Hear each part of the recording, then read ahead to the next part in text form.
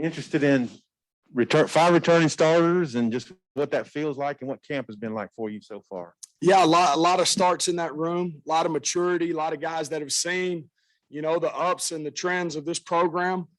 They've heard from a lot of different coaches, so just speaking their language and working on that, building our calls, different things up front. It's easier when you have those guys who have experienced change before. You got a lot of starts in there, the Cunninghams, the Wagners, the Clarys, there's been Strombergs, there's guys that been in a lot of games, a lot of snaps. And that experience just breeds confidence, and they're able to see those situations that arise almost before they do it. And it's a lot of fun coaching them. We've got a great room right there, and I wake up every day blessed to be here, blessed to be coaching them. Coach, I'm curious about the battle at left guard with Brady and Luke. How do you see that competition right now, and what would each guy bring, skill set wise if they started? Yeah, it's going to be down to the wire, I'll be honest with you, and it's not one of those bad down to the wires either. They're scrapping every day. They know what's at stake. I'm not really it's not a secret in our room that there's a competition there. And, great programs, great teams are around. That's the cornerstone of it is competition within those position groups. And those two guys are great kids that come up to work every day. With Luke, you're going to get a bigger kid. Brady's been putting on weight and done a great job getting up to over 300 pounds now. But Luke's a little bit of a bigger kid, sturdier kid. Brady, you're going to get, a very fiery young man who's going to go at it every day.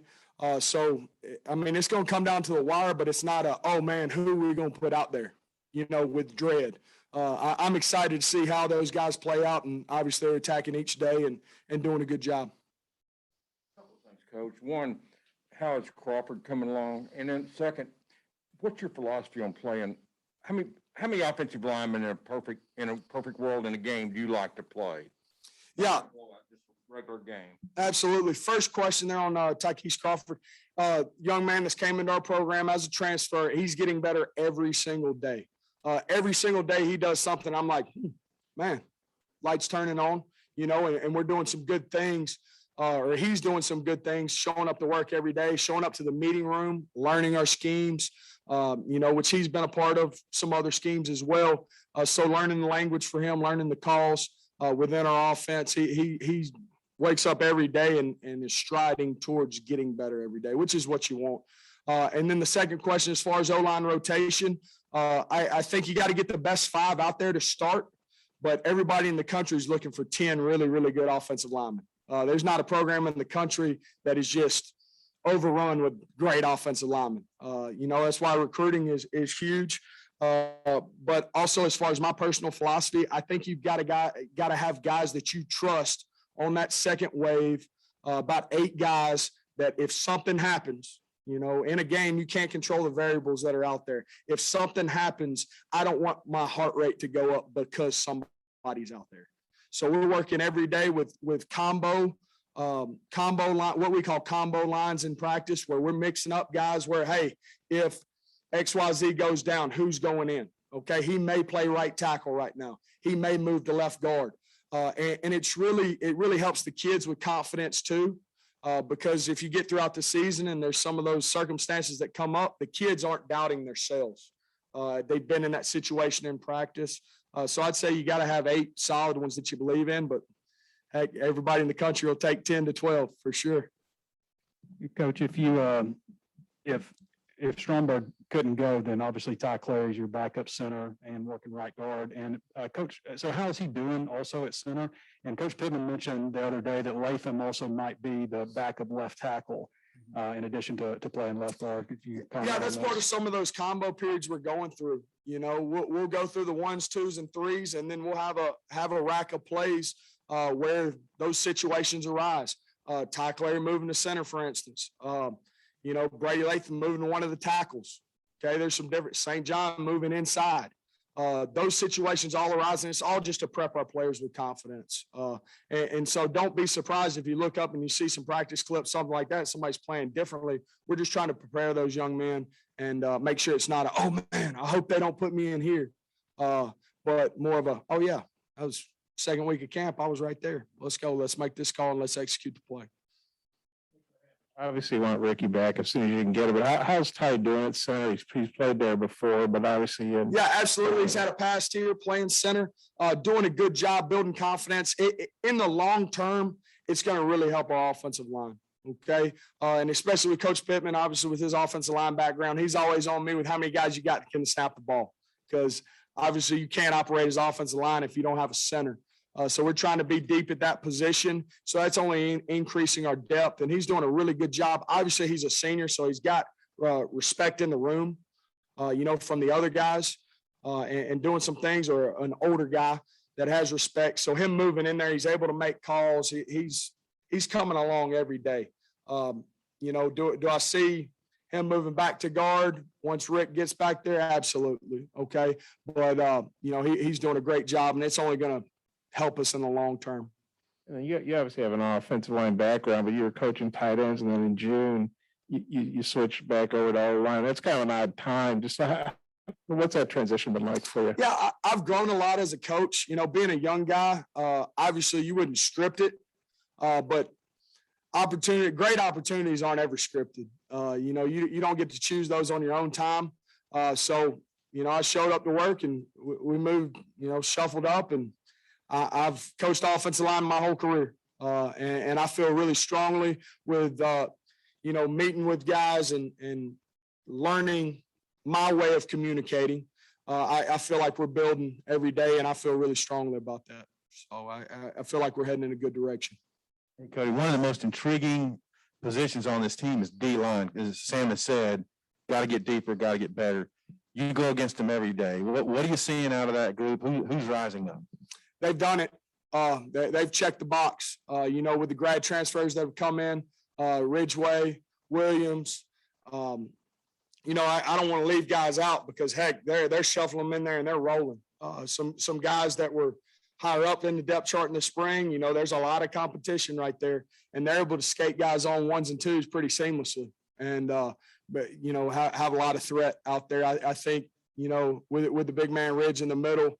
That's what we needed. We went out and were able to secure that. And then obviously we want to get to the edge and rush the passer. And I think there's a different look there too. I think we've checked the box.